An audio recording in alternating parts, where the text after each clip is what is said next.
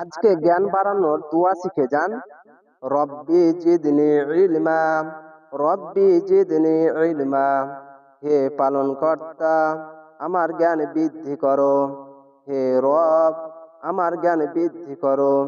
হে আল্লাহ, আমার জ্ঞান বৃদ্ধি করো। রব্বি জিদনি ইলমা, রব্বি জিদনি ইলমা। এটি বারবার বলবেন, তাহলে শিখতে পারবেন। রব্বি জিদনি ইলমা, রব্বি জিদনি ইলমা।